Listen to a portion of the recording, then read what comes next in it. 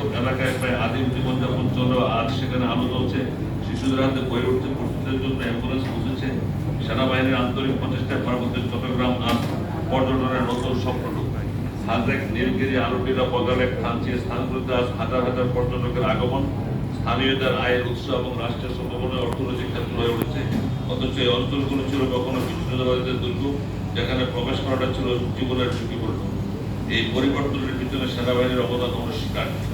তবে দুঃখজনকভাবে এক শ্রেণীর সুশীল সমাজ, মানব রাজনীতি সংশ্লিষ্ট ব্যক্তি, তথাকথিত মানবাধিকার কর্মী সবসময় সেনাবাহিনীর উপস্থিতিকে প্রশ্নবিদ্ধ করে তুলেছে। তাদের চোখে পাহাড়ি সেনা শাসনের সমালোচনা থাকলেও সেনাবাহিনীর আত্মত্যাগ, অবৈধ অস্ত্র উদ্ধার অথবা বিচ্ছিন্নতাবাদের দমন নিয়ে তারা নিশ্চুপ থাকে। এই নিস্তব্ধতা যেন এক পাক্ষিক মনোভাবের বহিঃপ্রকাশ। পাহাড়ে পুনর্বাসিত বাঙালি এবং সাধারণ উপজাতি জাতিসত্তা বিশ্বাস করেন সেনাবাহিনী না থাকলে এই পাহাড় অরক্ষিত হয়ে পড়বে এবং বিচ্ছিন্নতাবাদীরা আবার সক্রিয় হয়ে উঠবে। আজ সেনাবাহিনীর পদচারণ যেখানে পৌঁছেছে সেখানে উন্নয়নের ছোঁয়া লেগেছে। পাহাড়ের আনাচে কানাচে নিরাপত্তা বাহিনীর কার্যক্রমে নিশ্চিত করতে রাষ্ট্রের একাত্মবোধ, কিন্তু সময়ের সাথে সাথে পাহাড় থেকে সেনা প্রত্যাহার অঞ্চলটির দুর্গম এলাকায় নিরাপত্তা সংকট তৈরি করেছে। এই পার্বত্য জনপদে সেনাবাহিনীর অতীত দিনগুলো ছিল অগ্নির সময়। অস্ত্র হাতে নয়, তারা এক হাতে অস্ত্র, অন্য হাতে উন্নয়নের বার্তা নিয়ে পাহাড়ে এসেছে। এই বহুমাত্রিক দৃষ্টিভঙ্গি, অস্ত্রের মাধ্যমে নিরাপত্তা উন্নয়নের মাধ্যমে মন জয় ছিল এক যুগান্তকারী পদক্ষেপ। সেনাবাহিনী শুধু একটি প্রতিরক্ষা বাহিনী নয়, বরং আধুনিক রাষ্ট্র গঠনের কারিগর। অন্ধকারে ডুবে থাকা অঞ্চলে তারা এনেছে আলো, নিঃসঙ্গতায় ডুবে থাকা মানুষকে ফিরিয়ে দিয়েছে রাষ্ট্রের সান্নিধ্য। সেনাবাহিনীর সদস্যরা পাহাড়ে শুধু চাকুরি করেননি, বরং সেখানে তারা জীবন রেখে গেছেন, ভবিষ্যৎ রেখে গেছেন। 1997 সালের পার্বত্য চট্টগ্রাম চুক্তির পরও সরকারের উন্নয়নমূলক কর্মকাণ্ড এখানকার মানুষদের নিরাপত্তা এবং শান্তি সম্প্রীতি বজায় রাখতে সেনাবাহিনী ভূমিকা রাখছে। এই অবদান আমাদের নতুন প্রজন্মের জানা উচিত। ইতিহাসে তাদের আত্মত্যাগ লিপিবদ্ধ হওয়া উচিত। যারা আজ সেনা ক্যাম্প প্রত্যাহারের দাবি তোলেন তারা যেন জানেন এই ক্যাম্পেই একদিন তাদের সন্তানকে পড়াশোনার সুযোগ দিয়েছে, অসুস্থ মাকে চিকিৎসা দিয়েছে, দুর্গম পাহাড়ে খাদ্য পৌঁছে দিয়েছে। পার্বত্য চট্টগ্রামে সেনাবাহিনী নিয়ে কথিত সেনা শাসন শব্দটি এক প্রকার অপপ্রচার। সেনাবাহিনী কখনোই দমনমূলক আচরণ করেননি, বরং তারা পাহাড়ের প্রতিটি মানুষের হৃদয়ে জায়গা করে নিয়েছে। এই সম্পর্কে আত্মত্যাগে উন্নয়নের ইতিহাস জন্য চিরকাল অম্লান থাকে। শেষত রাষ্ট্রের উচিত এই সাহসী পুরুষদের শহীদ সেনা সদস্যদের আনুষ্ঠানিকভাবে সম্মান জানানো, তাদের পরিবারকে পুনর্বাসন এবং ভাতা প্রদান, সেনাবাহিনীর উন্নয়নমূলক কর্মকাণ্ডের তথ্য সাধারণ মানুষের সামনে তুলে ধরার জন্য কেউ আর অপপ্রচারে ধোঁয়াশায় বিভ্রান্ত না হয়। জাতীয় ঐক্যমত্য কমিশনের স্বায়ত্তশাসন দাবি ইউপিডিএফের উচ্চাকাঙ্ক্ষা। পার্বত্য চট্টগ্রামের সমকালীন রাজনৈতিক প্রেক্ষাপটে আবার উচ্চারিত হয়েছে স্বায়ত্তশাসন শব্দটি। জাতীয় ঐক্যমত্য কমিশনের বৈঠকে বশির খিসা নেতৃত্বে ইউনাইটেড পিপলস ডেমোক্রেটিক ফ্রন্ট সংগঠক মাইকেল চাকমা এই দাবির পুনরাচরণ নতুন নয়, তবে বর্তমান সময়ে রাজনৈতিক পট পরিবর্তনের নিরিখে এটি ভিন্ন তাৎপর্য বহন করে। মূলত এই দাবি কতটুকু বাস্তবসম্মত কিংবা নৈতিক এবং এর অন্তরালে রাজনৈতিক উচ্চবিলাস কতটুকু প্রকট তা বিশ্লেষণ এখন সময়ের দাবি। ইউপিডিএফ গঠিত 1998 সালের 26 ডিসেম্বর পার্বত্য চট্টগ্রাম চুক্তির বিরোধিতা করে। এই দলটির জন্মলগ্ন থেকে এই কণ্ঠস্বর ছিল বিভ্রান্তিকর দ্বিমুখী। রশিদ বিকাশ কিসা, যিনি ছিলেন জেএসএসের ছাত্র সংগঠন পাহাড়ি ছাত্র পরিষদের সভাপতি, পরবর্তীতে চুক্তির বিরোধিতার নেতৃত্ব দেন। 1997 সালের 2 ডিসেম্বর জেএসএস ও বাংলাদেশ সরকারের মধ্যে সম্পাদিত ঐতিহাসিক পার্বত্য চুক্তি সশস্ত্র সংগ্রামের অবসান ঘটিয়ে পার্বত্য অঞ্চলে শান্তি প্রতিষ্ঠার এক নবদিগন্ত উন্মোচন করে। উপজাতীয়দের চুক্তিতে একক আধিপত্য প্রতিষ্ঠিত হয়। চুক্তির ধারা উপধারা নিয়ে বাঙালি জনগোষ্ঠীর প্রবল আপত্তি আছে, অথচ ইউপিডিএফ এই চুক্তিকে তথাকথিত স্বায়ত্তশাসনের অনুপস্থিতির অভিযোগ এনে অগ্রাহ্য করে। চুক্তি অনুযায়ী আঞ্চলিক পরিষদ, জেলা পরিষদ, পর্যটন বিষয়ক মন্ত্রণালয় শাসনবিধির মাধ্যমে স্থানীয় জনগণের রাজনৈতিক, প্রশাসনিক, অর্থনৈতিক ক্ষমতা নিশ্চিত করা হয়েছে। একে পরোক্ষ স্বায়ত্তশাসন বলা চলে। তথাপি ইউপিডিএফ এর প্রতি স্বায়ত্তশাসন দাবি মূলত একটি অজুহাত, যা তাদের বহুমুখী রাজনৈতিক উচ্চাকাঙ্ক্ষার আড়াল করে। ইউপিডিএফ কেবল রাজনৈতিক আঞ্চলিক সংগঠন নয়, বরং সময়ের সঙ্গে সঙ্গে এটি একটি সশস্ত্র গ্রুপে রূপান্তরিত হয়েছে। চাঁদাবাজি, অপহরণ, খুন, গুম এবং দমন নীতির আশ্রয়ে পাহাড়ে এক প্রকার ছায়া রাষ্ট্র কায়েমের অপচেষ্টা করছে তারা। খোদ সন্তুরান্ন 2013 বেসরকারি টেলিভিশন ইন্ডিপেন্ডেন্ট সাংবাদিক শামিমা বিন থেকে এক সাক্ষাৎকারে বলেন, ইউপিডিএফের বিরুদ্ধে রুখে দাঁড়াতে জেএসএস এখনো শতাধিক সশস্ত্র জনবল রয়েছে। এই বক্তব্যে পরিষ্কার হয় চুক্তি পক্ষ ও চুক্তি বিরোধী দুদল সশস্ত্র সংঘর্ষের মাধ্যমে অঞ্চলকে অস্থিতিশীল করতে চায়। পার্বত্য চট্টগ্রামে বর্তমানে 6টি আঞ্চলিক দল সক্রিয়।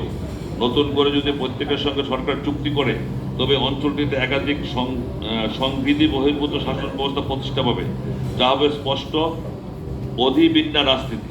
এই দল উপদলগুলোর মধ্যে রয়েছে জেএসএস এমএন লার্মা, ইউপিডিএফ মূল, ইউপিডিএফ গণতান্ত্রিক, মক পার্টি, কেএনএফ ইত্যাদি।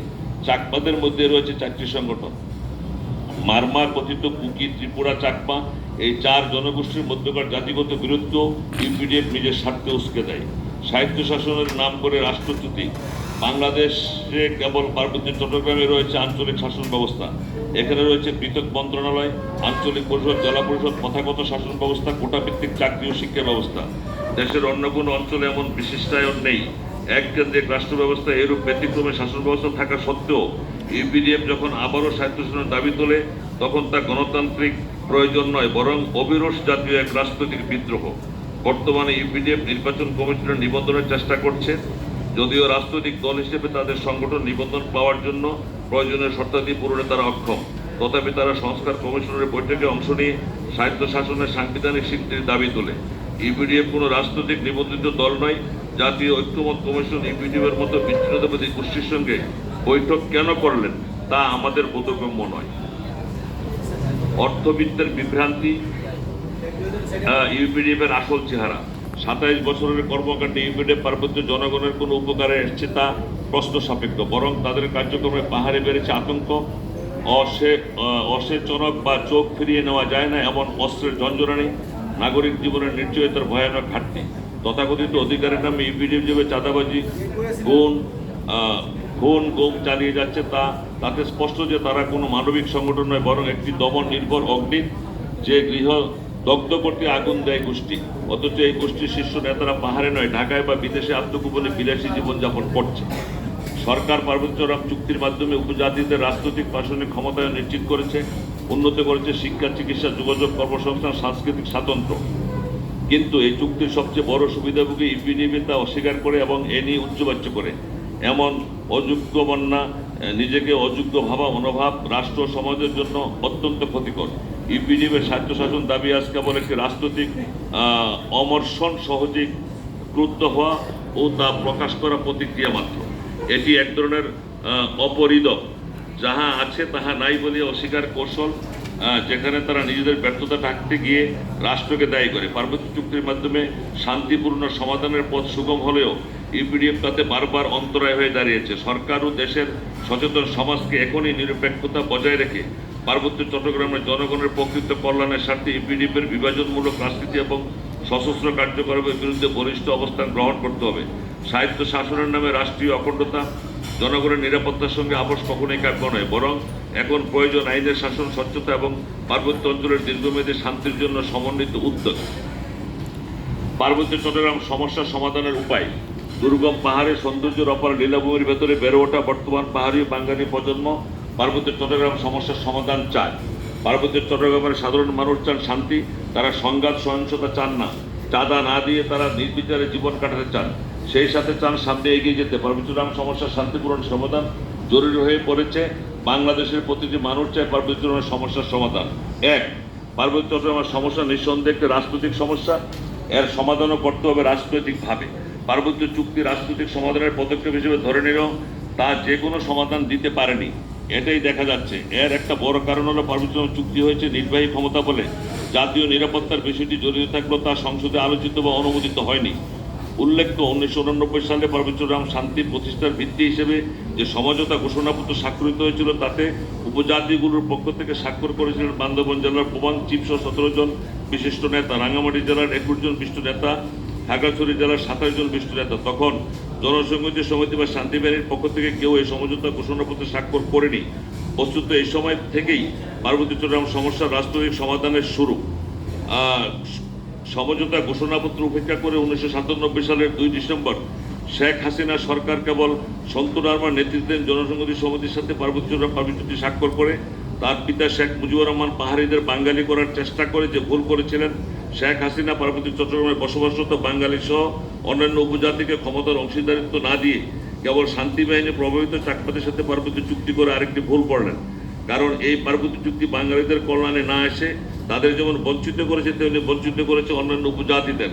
সুতরাং পার্বত্য চুক্তি সংশোধন করে তাতে বাঙালি সহ সব উপজাতিকে আনুপাতিক হারে ক্ষমতার অংশীদার করতে হবে, যাতে তাদের অধিকার নিশ্চিত এবং নিজ নিজ সংস্কৃতির বিকাশ ঘটে।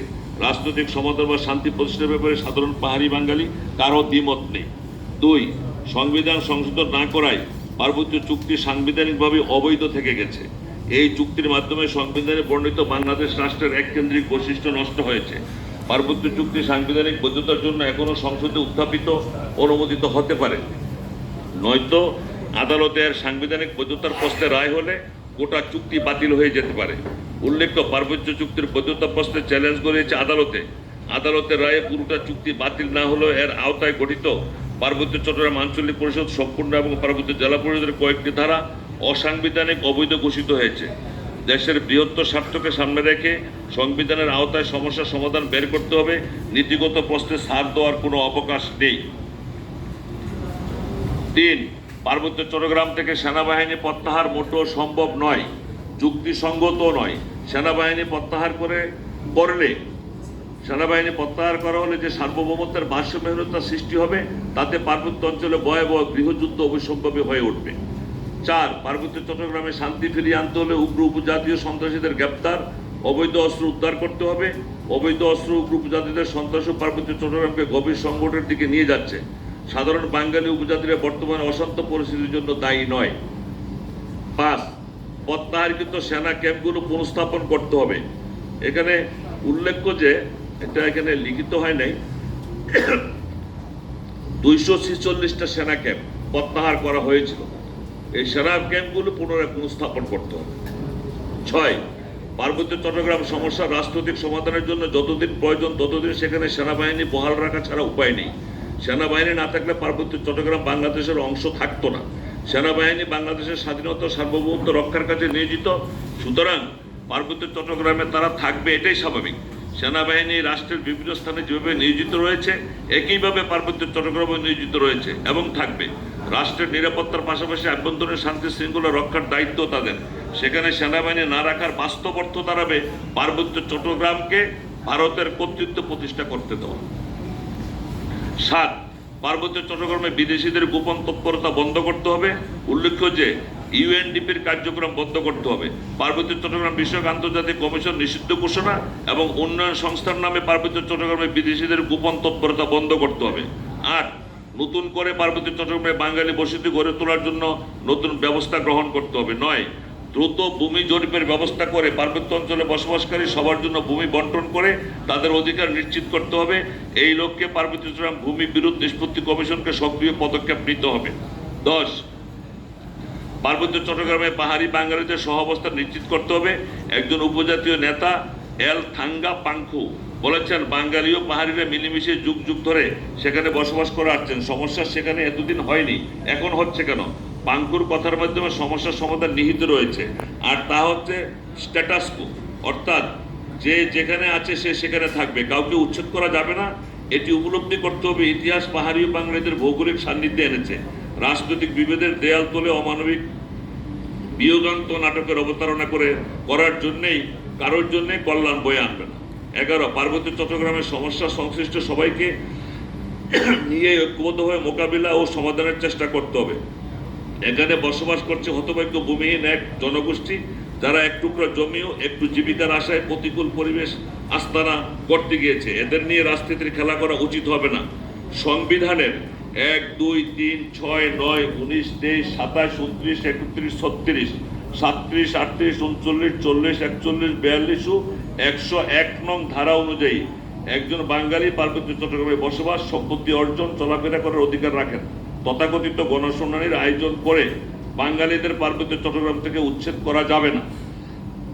গত 54 বছরে পাহাড়িরা জনসংহতি সমিতির নেতৃত্বে পার্বত্য চট্টগ্রামে বসবাসরত বাঙালিদের সাংবিধানিকভাবে দ্বিতীয় শ্রেণীর নাগরিক পরিণত করতে ব্যর্থ হয়েছে, অথচ তাদের ইচ্ছা ছিল পাহাড়কে বাঙালি মুক্ত করা।